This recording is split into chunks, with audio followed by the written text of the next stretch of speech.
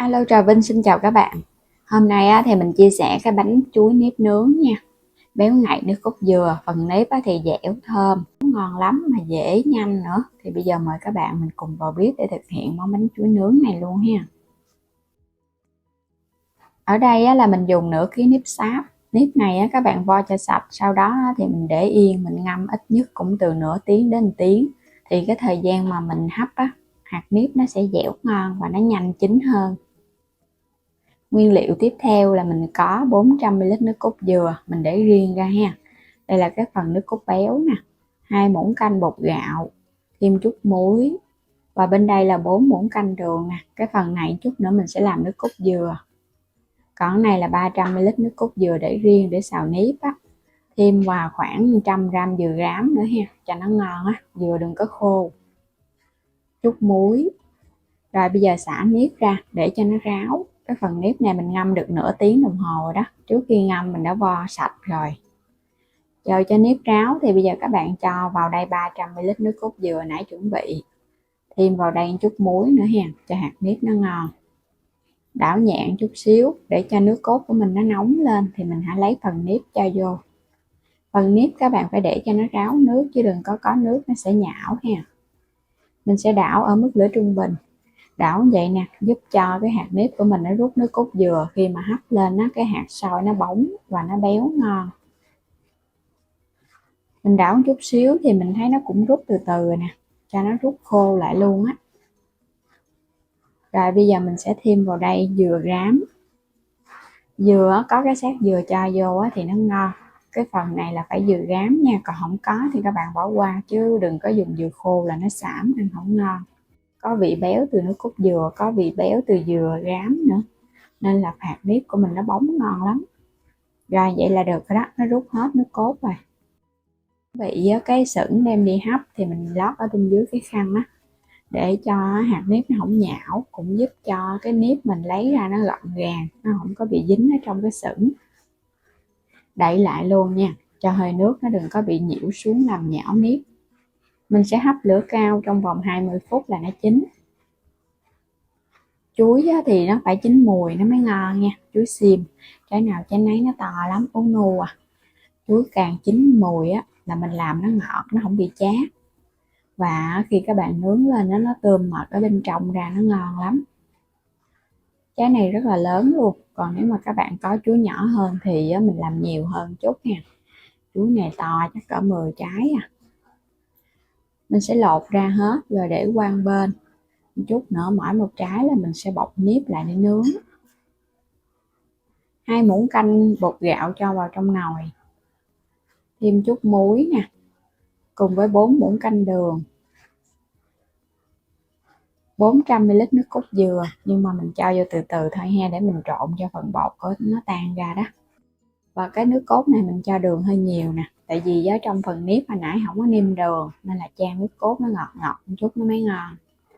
Cho hết lượng nước cốt còn lại vô luôn. Rồi bắt lên trên bếp.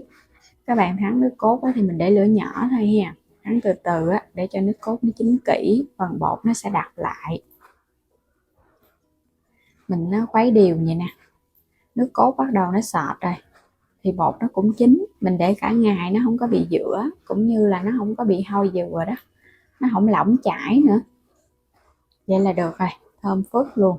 Rồi tắt bếp để qua bên. Cái nồi sôi thì mình hấp được 20 phút.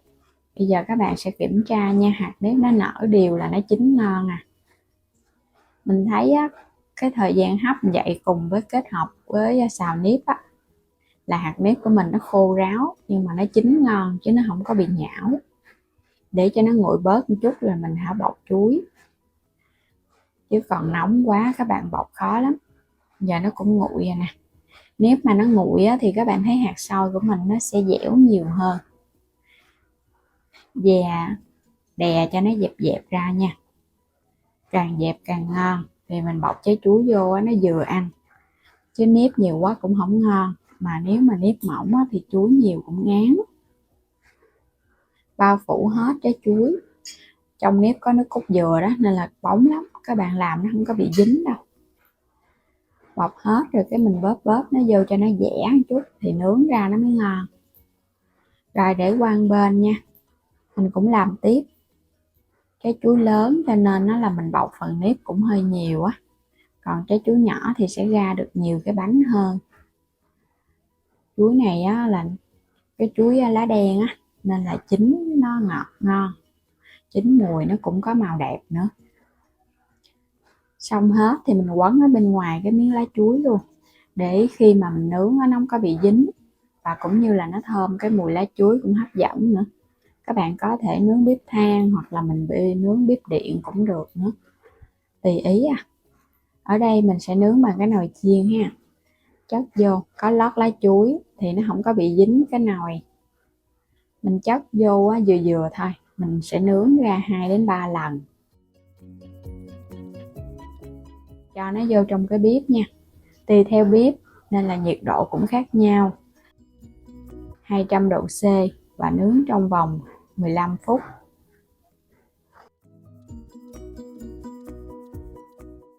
Sau đợt 1 nướng 15 phút thì bây giờ các bạn sẽ tách cái miếng lá ra. Bây giờ mình thấy miếng lá nó cũng hơi héo héo rồi nè, nhưng mà phần nếp ở bên trong thì nó chưa có vàng đâu ha. Mình sẽ nướng tiếp, mới có hơi khô khô ráo cái mặt thôi. Cái phần nếp mình áo cái trái chuối nó hơi nhiều quá, nó lớn nên là nướng nó cũng lâu. Rồi bây giờ sẽ cho vào trong bếp, mình nướng tiếp lần 2 cũng 200 độ 15 phút nữa. 2 lần nướng là mình thấy cái bánh nó cũng vàng ngon rồi nè. Nếu mà các bạn thích nó vàng hơn nữa cũng có thể nướng thêm chút, nhưng mà nướng nhiều quá hạt nếp nó cũng dễ bị cứng lắm nha. Vậy là thấy được rồi, 2 lần nướng nửa tiếng 200 độ C. Bánh chuối nướng đã xong, các bạn có thể nướng tiếp, hoặc là mình đốt than lên mình nướng cho nó thơm. Ăn kèm với nước cốt dừa, sệt sệt béo béo, trái chuối tròn vo luôn, ấu nu. Nếp thì vàng ôm, kết hợp với nước cốt dừa và mè thơm nữa. Bánh chuối nướng, một món bánh dân dã miền Tây, ăn rất là ngon luôn á. Thì các bạn làm vậy nè, mình để cả ngày ăn vẫn thơm luôn ha, chứ nó không có bị hư gì đâu. Qua ngày hôm sau cũng được luôn, mình chỉ cần hấp nóng lại là mình ăn ngon à. Chan nước cốt dừa thêm một ít đậu phộng rang nè, rồi cái mè rang nữa. Món ăn miền Tây luôn được kết hợp với nước cốt dừa béo béo. Chuối chín thì nó cũng có độ ngọt, kết hợp với độ ngọt béo từ nước cốt dừa, cho nên nó là hạt nếp mình không có cho thêm đường. Bây giờ mời các bạn cùng thử ha. Dẻo béo thơm phức, chuối thì ngọt ngon lắm. Nếp làm kiểu này nó dẻo chứ nó không có bị cứng đâu, mà nó cũng không có bị nhão nữa. Nấu sôi kiểu này là mình thấy nhanh gọn, mà hạt xôi nó ngon, giống như là mình làm cái kiểu chè bột lọc vậy đó. Ngon lắm các bạn, ăn kèm với nước cốt dừa, thêm đậu đỏ nữa, vừa mát vừa ngon mà dễ làm. Thì bây giờ mời các bạn cùng xem video luôn ha. Đầu tiên là mình dùng 300g bột năng ha, là khoảng 2 chén ăn cơm á, hiệu nào cũng được. Bên đây là 300ml nước lá dứa nè, mình xay ra từ 50g lá dứa già là khoảng 10 cọng á. Mình sẽ cho vào trong chảo một muỗng canh bột năng ha. Đây là cái bước mà mình giúp cho cái lá dứa nó sẽ tan và mình lấy trùng á, nó không có bị phai màu. Làm kiểu này á có thể áp dụng cho cái sợi bánh canh luôn. Khuấy cho nó tan đều. Sau đó thì các bạn bắt lên trên bếp ha. Mình khuấy với lửa vừa. Khuấy từ từ vậy đó, để cho hỗn hợp bột này nó sệt lại. Cái bước khuấy trùng giúp cho bột của mình nó sẽ không có bị chảy. Hôm nay cái công thức này là làm bánh lọt không có cần dùng khuôn. Mình có thể làm theo cái kiểu sợi bánh canh luôn. Bột đã sệt rồi, để qua một bên. Bây giờ mình cho hết cái lượng bột năng còn lại vào trong thau nè.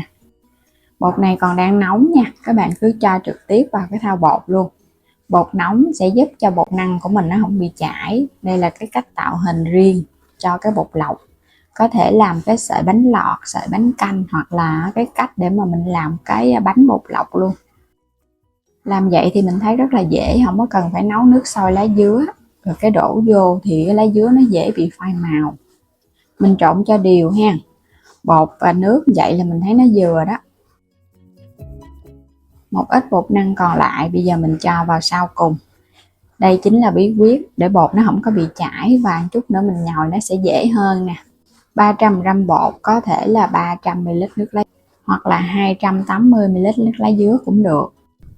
Dùng tay nhồi lại ha, cho khối bột của mình nó mịn. Thì lúc này nó vẫn còn hơi nóng nóng, các bạn sẽ nhồi từ từ á, cho nó nguội bớt rồi cái mình nhồi mạnh tay. Bột nó sẽ lỏng và nó chảy ra vậy nè. Thì bột của mình vậy nó mới đạt. Còn các bạn làm mà nếu mà nó có hơi đặc quá đó là bột nó hơi bị thiếu nước. Mình làm cái kiểu này không có cần dùng khuôn, mình cán ra cái mặt phẳng, phủ thêm bột khô rồi các bạn cắt sợi cũng được nha. Nhưng mà hôm nay mình làm theo cái kiểu bánh canh ngày xưa nè, bánh canh sắt tay. Làm vậy dễ lắm. Mình để lên 2 cái miếng cắt bột đó là nó cũng không có bị dính bột. Mình bắt sẵn nước sôi đó, các bạn cắt từng sợi bột vô, để mức lửa trung bình thôi ha, không có cần phải để lửa cao quá đâu. Cắt từng sợi ra cái thả vào cái nước, thì nước đang nóng cái sợi bột nó sẽ se lại á. Không cần phải để lửa mà nó cao quá thì mình sắc vô thì nó nóng tay. Mình để lửa vừa vừa thôi.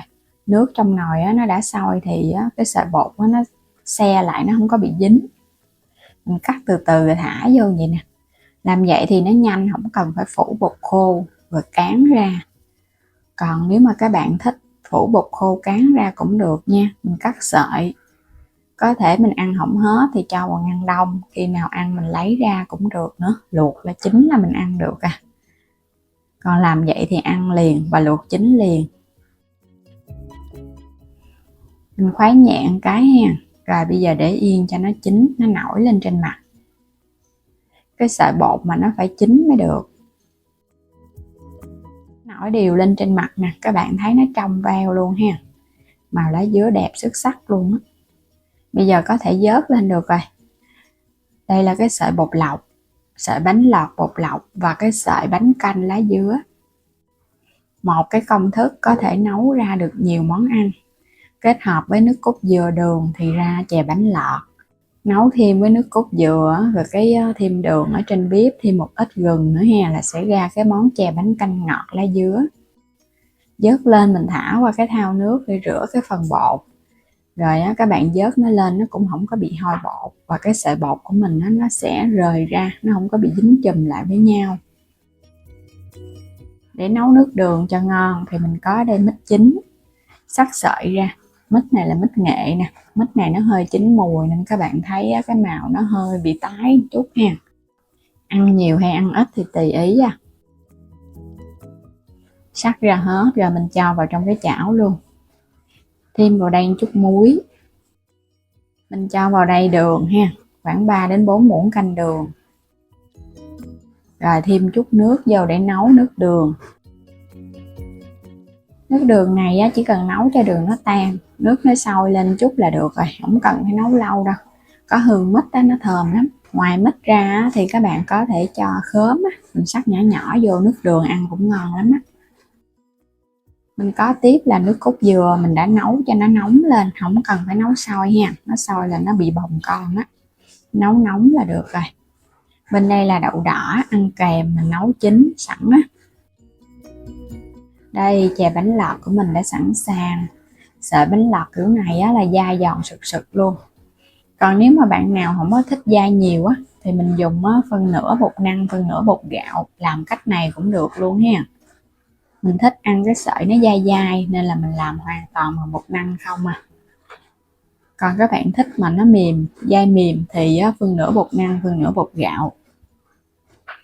Làm sẵn vậy nè, luộc chín, các bạn để tủ đông cũng được luôn. Khi nào ăn mình lấy ra mình luộc sơ lại cái là ăn được rồi.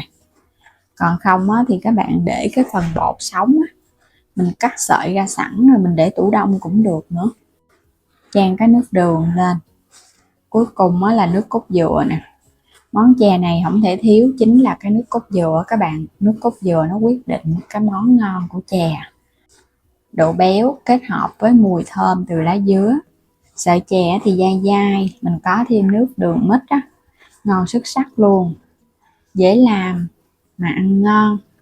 Món chè dân dã ngon hơn cả các món chè Thái, và ngon hơn luôn những cái món chè mà các bạn nấu đậu không á.